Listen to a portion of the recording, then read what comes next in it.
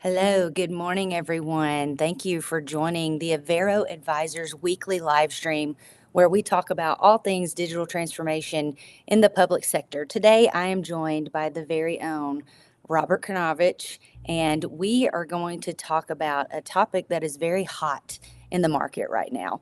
And that is, what is a realistic timeline for any digital transformation project?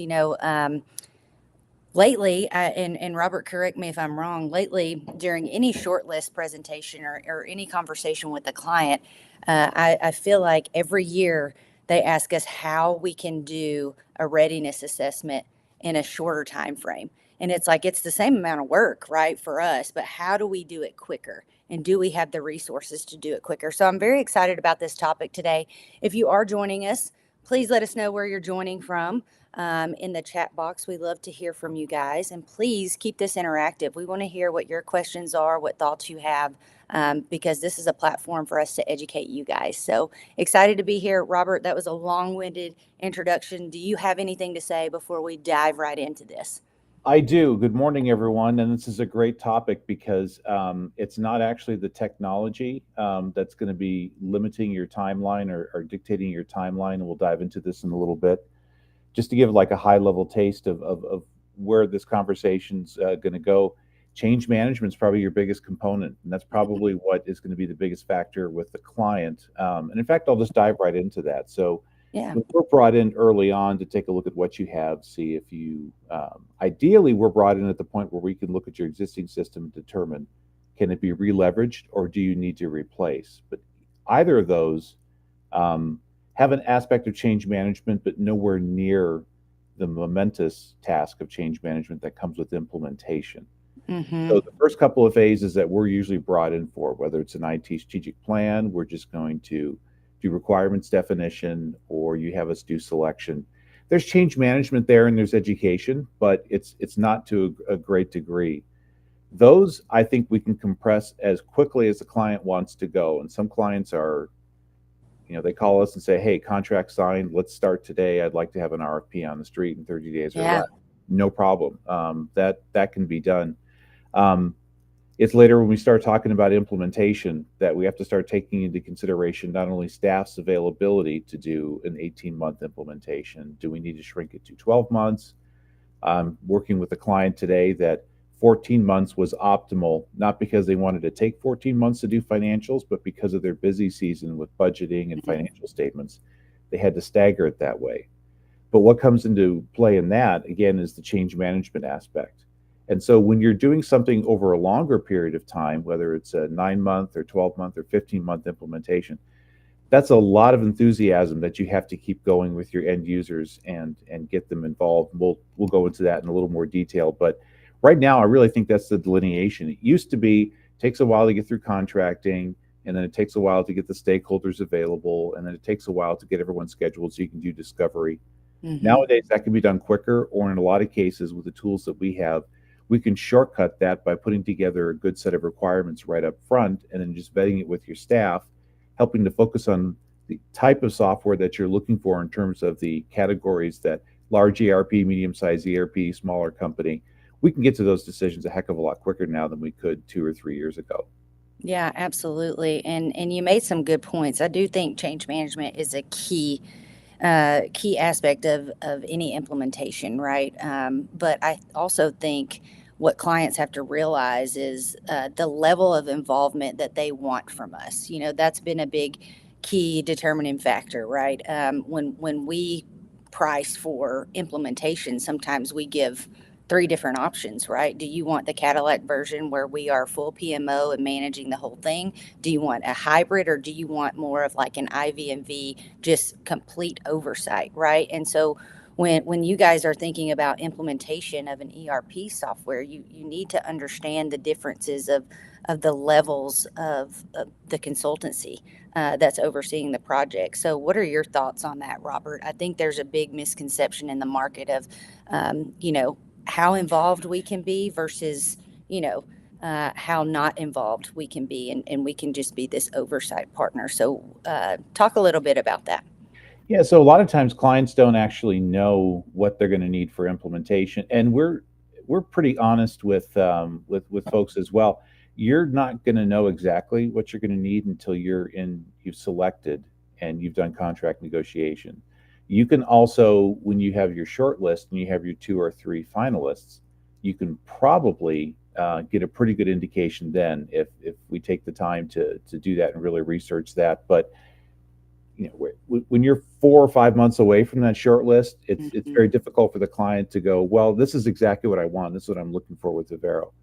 The baseline that they have to have with us is we're the ones taking you through discovery. We're taking you through selection. We're taking you through contract negotiations. We're taking you through requirements, definitions. I know what you need. I spent time with you as a client, so when we start going into implementation, it's a lot easier for us to marry our experience with our understanding with a client and hold the software vendors accountable, which is Hmm. the shortcut to what a lot of this is. It's you're going to spend a lot of money with a software company, much more than you're going to spend with us, That's right. on a system that has a lot of liability, that has a lot of political capital implications, has a lot of legacy implications for a lot of people. And you're placing a majority of the risk with this software vendor and this implementer. Um, Someone has to be there to keep them on track every day to go, oh, okay, they want to tell us that you're going to need more money in this particular area because you need to delay go live by a month. That may be true, but I need them to prove to me where their cost suddenly means $300,000 just to delay go live for a month. And the software vendors, again, I beat up on software vendors quite a bit, but again, their path is of least resistance. They just want to get their resources on the project, churn and burn, get it implemented, and then move on to the next client. That's how they make their money. Hmm. So delays, they like to automatically talk about costs, which is not an unreasonable thing to do, but it needs to be a fair cost, and it can't just be, throw a number out there like $300,000 just to delay a go live. And again, Right. I always go back to shared fate. I like sharing the fate of my clients. That's I'm right. there to make the client successful. If the client's not successful, then Avero is not successful, and it doesn't matter. So then I have to be truly invested in their particular fate.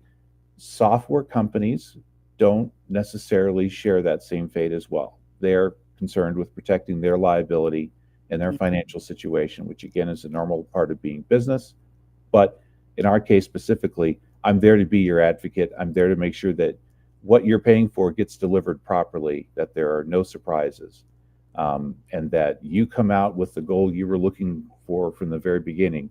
I don't want to retire from this organization until I leave it in much better shape than it was on this existing system. Things like that.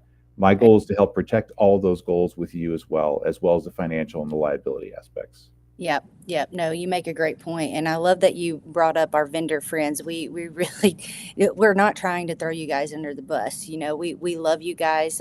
We love the relationships that we've built with you all.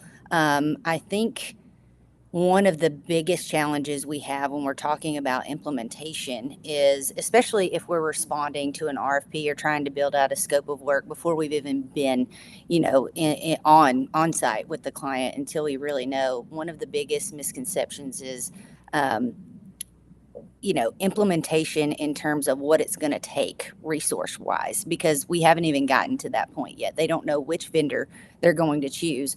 And we have to include caveats in our budgets and timelines that say, hey, this all depends on what the vendor is going to do, right? And can you walk us through that, Robert, and why that's so important and why we can't just, we can make assumptions, but it's hard to do. So talk about that. Talk about knowing what the vendor's going to do and why that's important when building out a timeline or a budget for implementation. Yeah, so and what I spoke of earlier truly is the baseline of what Mhm. you need. So there are other things on top of it, as well as in some cases we're doing augmentation. We're also helping them button up their support on their current system because again, you're just because you're going to a new ERP system, you have to live with your existing one for at least another year once you make that Mhm. to go to the new one, and Right. sometimes even longer.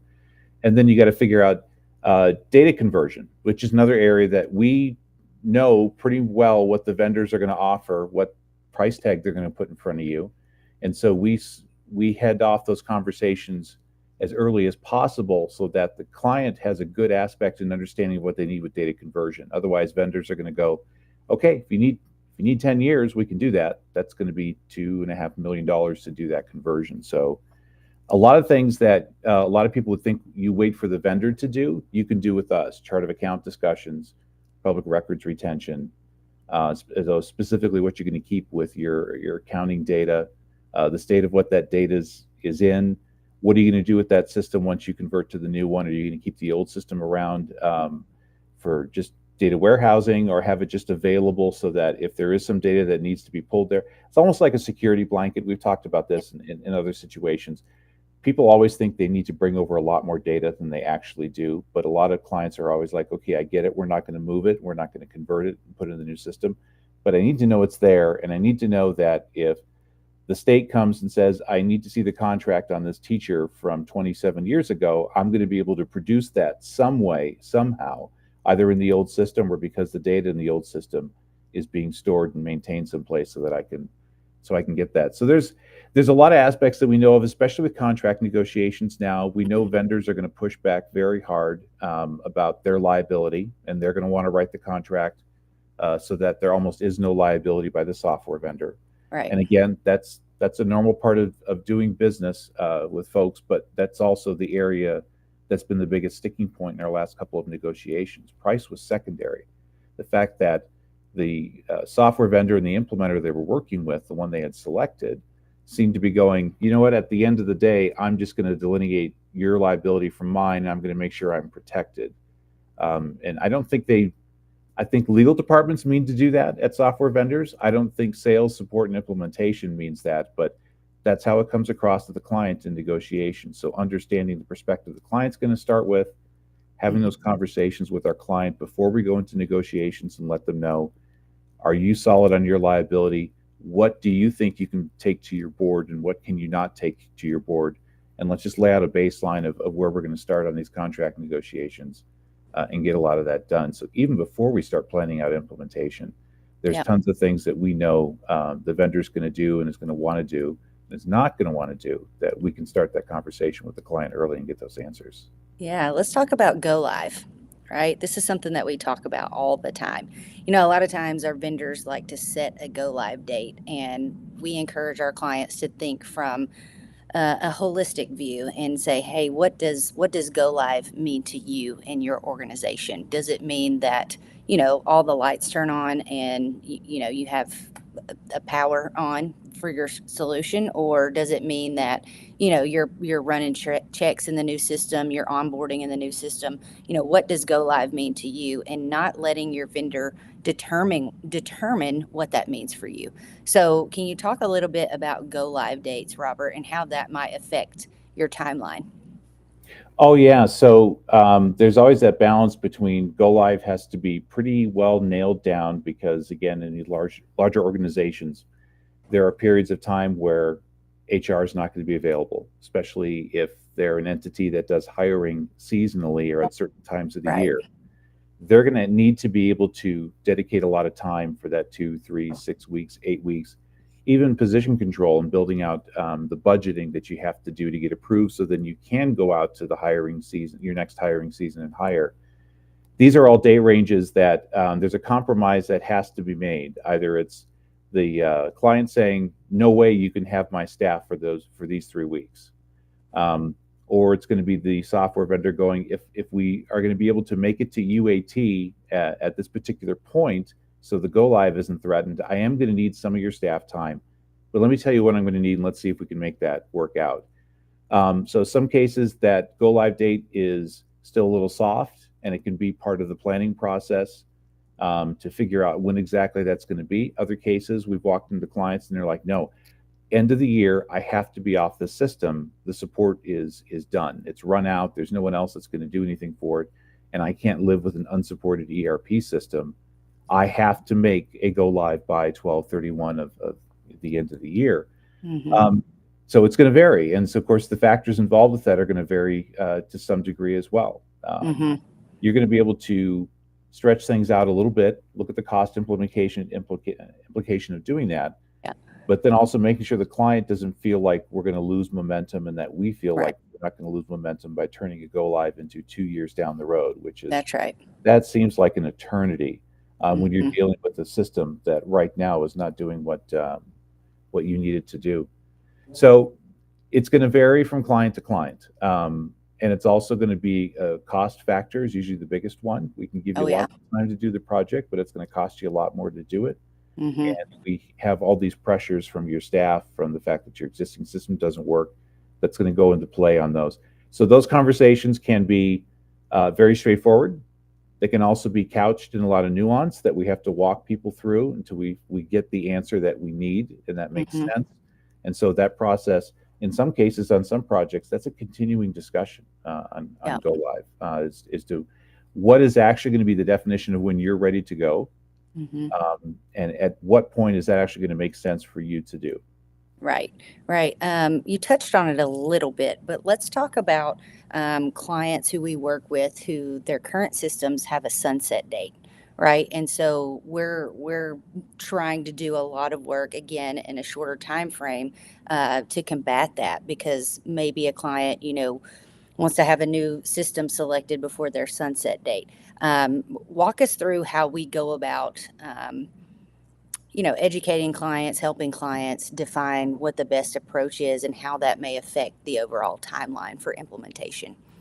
Yeah, a lot of it is vetting the realities of that situation. Hmm. Your system might no longer have support by the end of the year, and diving into, okay, what does that mean? Is there an option of support there, but you declined to do it because of the cost, because you wanted to move to the new system as quickly as possible? Is this an absolutely drop dead date? There will be no customer support for your existing system past this particular date. Hmm. Even then, finding solutions. Are there other folks who are willing to support the system for 3 months, 6 months, 9 months, and just be able to keep it going for that period of time? Then that weighs into the decision of, okay, then let's go back to timeline. And is 9 months realistic to do an entire discovery, selection, Right. contract negotiation, and implementation? In most cases, no. No. Not always no, but in most cases, it's no. It can Hmm. be done, but you also have to look at the battleship that you're trying to steer. If this is a county government with 600, 700, 2,000, 3,000 employees, that's a heck of a lot of change management, Oh, and yeah. you're just not able to steer the ship that quickly in those cases. Some clients, if it's a subcomponent of ERP or it's a module in ERP and you're just replacing that particular system, yes, you can do that on a shorter timeline. But then that also invites the discussion of, do you want best of breed or do you want integrated ultimately for your Mhm. ERP? Because just solving this little piece of it now could make it more difficult for what you want to do with ERP later on down the road. So these That- are these are all the little nuance and caveat situations that get involved in these decisions. So, what would your advice be to that client who may have a sunset date approaching or in the near future? How do they go about planning for that, or what advice would you give to them? Make sure that those dates are real, and run that down. Just don't take someone's word for it. Of the software vendor said they're no longer going to support our current system, as of Q1 2026. And does that mean that the software vendor is still willing to support you, but you have to move to their SaaS environments and do a conversion there? Does that mean the software company is not going to support that particular brand anymore whatsoever? And make sure you know the details of that, because you need to know what your options are. And the options can include, like what I also said, there are other companies, there are third parties that would be willing to support that platform on a month by month or quarter by quarter basis if that's what you need to be able to plug the gap. Hmm. And especially, I would step back and ask yourself, is that the only thing that is driving my need to go live on this particular date? Hmm. And vet those and get your options on that. And you're probably going to have to reach out to someone, likely us, to help figure out what those options are. But again, I love handing out free advice. If that's on your mind and you need some firmer decisions or you need some clarity on that, just talking to us for an hour, we can walk you through a number of scenarios that will help determine, is that a real drop dead date, or is that a date that, yes, there's implications, but there's ways to overcome that and change that date, and then take a little bit of pressure off of your budget and your staff to have to do this immediately in this fiscal year. Yeah, yeah. The point is you have options, right? I think vendors a lot of times try to scare our clients into, hey, this is going away. you've got to do something now, right? But you do have options, and as Robert said, please reach out to us. We're happy to decipher through those options for you. So I'm going to go to the comments, Robert. Robert has is on site with the client, guys. So we're going to have to wrap this up shortly. So I want to make sure I get to the comments before we wrap up. And again, if you have questions after we do wrap up, please feel free to continue to comment. So Bent is joining us today. He says, "Hey, Robert, nice to see you again. My question is, what do you do when everything is running very smooth and we don't need modernization?" There's two. You need to retire because you become a dinosaur. Or two, you need to look at what all your vulnerabilities are because modernization, and especially the security aspect of modernization, really is carried from moment to moment. Because your public expectations honestly get carried from moment to moment. That's why you have an elected board that gets to react to what your public wants you to do and your citizens want you to do. They're the ones who are able to take this topic that a week ago no one even knew was going to be the leading topic at this public meeting, and they're able to go, you know what, we're going to address this. We're going to address this first and foremost during this meeting, and we're really going to vet this with the public who's here to find out more about this or be able to speak. So when you start to think, oh, good, we spent some money, we got some really interesting stuff, we got it all turned on, it looks really cool, I'm done here. Yeah. You're a dinosaur because your public's expectations evolve a lot quicker than what the technology does. So the modernization is a constant. It is. It's a constant drumbeat, and I think a lot of people just they know that. I think a lot of our clients, our sponsors especially, are savvy enough to know that. But then the question just becomes, well, then how the heck do I stay on top of that if I know it's going to be a continuing struggle or it's going to be a continuing project to keep modernization going? But it is. The moment you find one-time dollars, you buy a bunch of stuff, you turn it on, that's going to last you maybe a year, year and a half, and then it's going to age, and you're going to be right back where you were before when you were in the bust cycle of technology, when you couldn't get money, you couldn't get motivation from folks, and you have to be able to sustain a lot of this and see what makes sense for you financially and resource-wise going forward. Yeah, don't get complacent. Don't be a dinosaur. Things are constantly evolving and changing, and especially in the technology space. Just look at how quickly AI has what's the word I'm trying to say? I mean, we were just using chatbots, Oh yeah, leapfrog is the word I would use. Leapfrog, yes. It literally Sorry. leapfrogs over itself over the Yes. course of a day or a couple of weeks. Yes, absolutely. So Brian is joining us today, our newest member of the team. And RK, I'll let you sort of introduce Brian. But Brian says, I often find the selection process is a learning experience for the client, not just in terms of software vendors they're looking at, but also finding out realistically how engaged their team can be and what kind of commitment they're able to make throughout an implementation. And that will be one of the biggest factors in the timeline. Yeah, so Brian, super savvy project manager, and glad to have him on our team. And this question is another example as to why we love having Brian on the team, because yeah, he's exactly right. There's this aspect of ERP is not real until situations like this start to occur. And let me phrase that a little bit better. So we don't like our new system. We want to be on a new system. We've got the funding, we've got the political capital, we've got the buy-in from the organization. Let's go. At that point, it's still not real. So when you start diving into the details, like he's talking about with selection, and you start planning out implementation, it starts to become really real to staff. Mm-hmm. And so then that's where initially there might not be some resistance. Now there might be some resistance from folks who are like, I don't know if I'm going to be able to learn a new system, which honestly, a lot of people, that's what they worry about. Is this going to change my job? Is this going to eliminate my job? Am I not going to be able to keep up with the modernization within my department, even though I'm the department leader? But now I have my own insecurities about how this is going to play out. If we're going to dive into the details as to what we need for software, is this going to expose a weakness or vulnerability I didn't know about? These are the things that start to become real for the client as you start actually getting into the nuts and bolts of selection, and even by implementation as well. And it's classic. Even when you get to the point of the kickoff for the implementation, everyone's attitude in the room changes. They're excited, but they're also like, "Oh wow, Terrified. this is not just something we've been talking about for 3 years. This is actually going to start, and this is actually going to require a lot of my time. And in a year or less, I'm going to be live on a new system." And so, coaxing them through that reality and through that step is part of the change management process as well.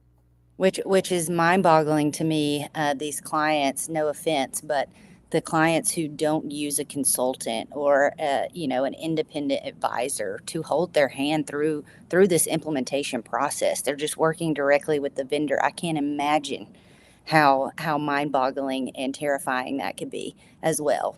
Do you have thoughts on not using a consultant, like a small commercial? But in terms of timeline, I can't imagine. I mean, I think that's why a lot of implementations fail. There's no third party PMO to hold those vendors accountable. So, what are your thoughts on that? And then we'll wrap up, RK.